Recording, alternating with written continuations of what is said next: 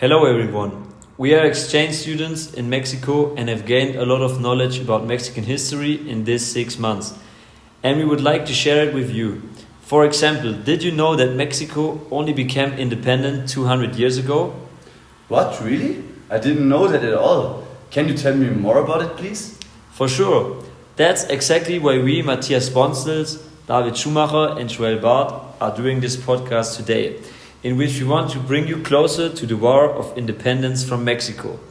That's why we switch into the 15th century.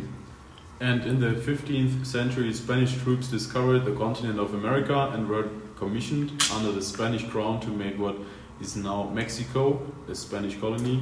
Several incidents led to fighting until Cortés prepared for war after a retreat with around 50,000 troops and emerged victorious. And Mexico thus became the new Spain. That's very interesting. I didn't know that. Mexico's independence has evolved over decades. Different causes were responsible for this. And these causes have acted together and common consequences have emerged. For example, one of those was the poverty. It made life difficult for most of the population. In addition, frauds and famines complicated the situation even more. Prices were rising. About 300,000 are said to have died under these conditions. The crisis did not affect all regions in Mexico, but however, the War of Independence began precisely in these affected regions.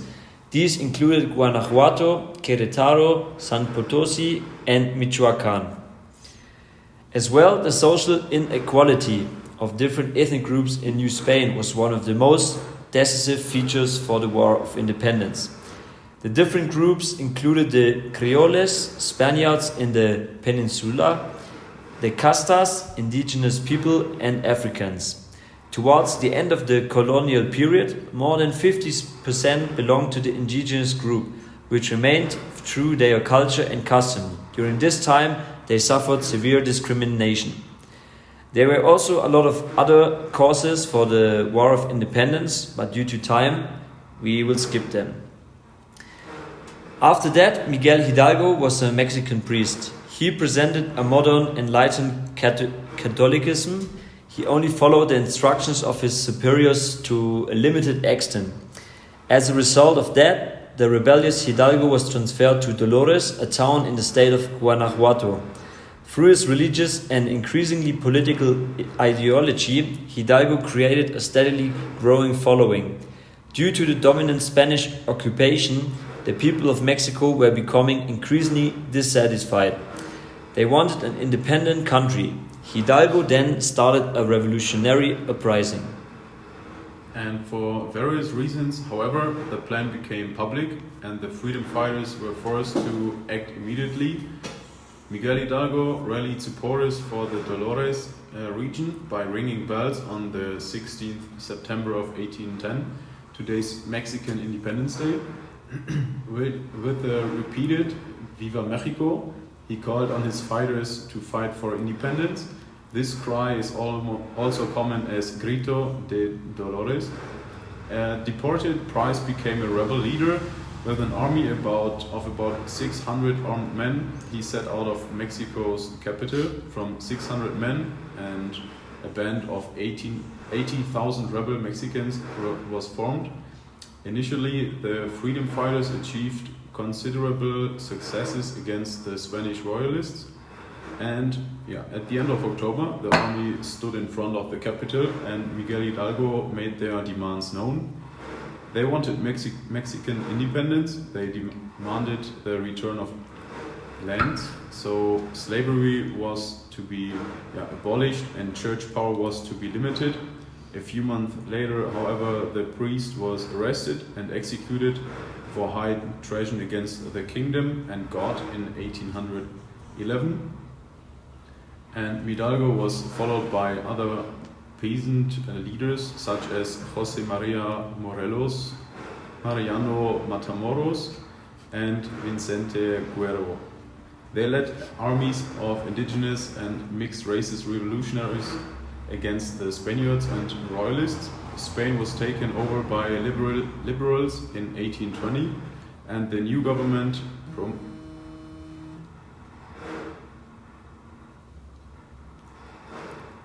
and the new government promised reforms to appease Mexican discontent, Mexican conservative.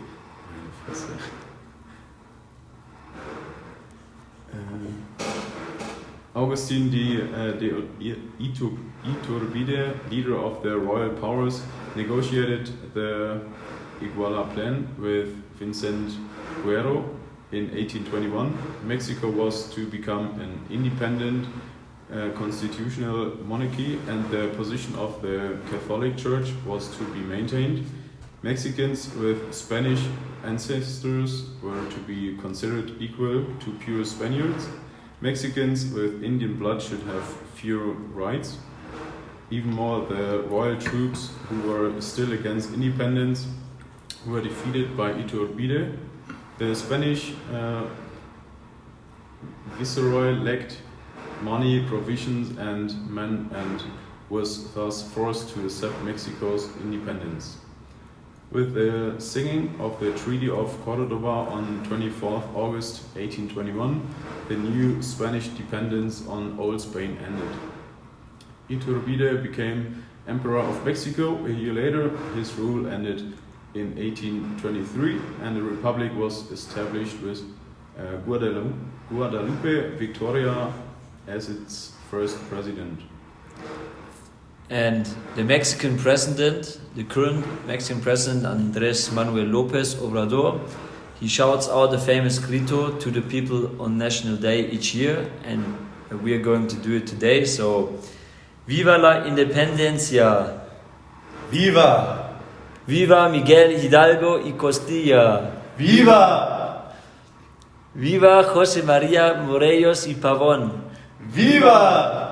Viva Josefa Ortiz de Domínguez! Viva!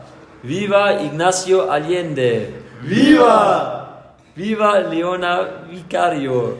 Viva! Viva las madres y los padres de la patria! Viva! Viva los héroes anónimos! Viva! Viva Heroic Pueblo de México! Viva!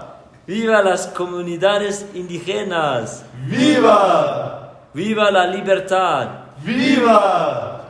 Viva la justicia! Viva! Viva la democracia! Viva! Viva la soberanía! Viva! Viva la fraternidad universal! Viva! Viva la paz y la grandeza cultural de México! Viva! Viva México! Viva Mexico! And now I will go on with the topic art, and we start with the beginning of the 19th century. In the 19th century, the artistic orientation was mainly influenced by various artists who had studied, for example, in Madrid. Have there been also some other cities? Oh yes, for example, there was Paris and Rome and also a lot of other places. These were influenced by the professors at the universities and had thus acquired their own language of art. This mixed with the original art orientation of the students became a new signature, which was to develop even further by traveling through different countries. In addition, there was also a famous university in Mexico City, which was led by Spanish teachers and thus also had a great influence on the development of art. In this era, many partly colored graphics of landscapes, nature, people, customs and traditions were created, which were presented in portfolios and books. It can be said that at the beginning of the 19th century, foreign artists for the most part influenced art in Mexico. So, that was the 19th century, and I will go on with the middle of the 19th century. There was a change in the century. So later there was also landscape paintings, such as the panoramas of the Valley of Mexican, painted by José María Velasco, which became a high point of painting and which depicts Mexican nature in a new and elegant way. It was also a very important part of the art at that time, that the aesthetic self-discovery could be freely lived out and supported by the academic freedom of the local art. The portraits of Hermenegildo Bustos or José María Estrada and the still lives of José Agustín Arrieta belong to this period. Graphic art, which as illustration and caricature is often closer to everyday life and politics than other genres, also played a significant role as a precursor of critical and popular art. And last but not least, we will figure out the interesting facts about the 20th century. In the course of the 19th century, art in Latin America became independent as a result of state independence, and in the 20th century made a contribution on an equal footing with developments in Europe and the United States of America. It was the so-called Mexican Renaissance, fruit and consequence of the Mexican Revolution of 1910, which not only created the conditions for modern art in the country itself, but also set new standards within Latin America, placing Mexico at the center of art historical perception to this day. Even though countries such as Argentina, Brazil, Chile, Colombia and Cuba have since become important art centers. The art that emerged from the revolution, especially the muralist movement and the graphic artists collectives, formed the heart of Latin America's art in the first half of the last century, and for Mexico itself the basis of a rich and fruitful further development. Thus, Mexican modern art began after the revolution in the 20s and not at the beginning of the new century.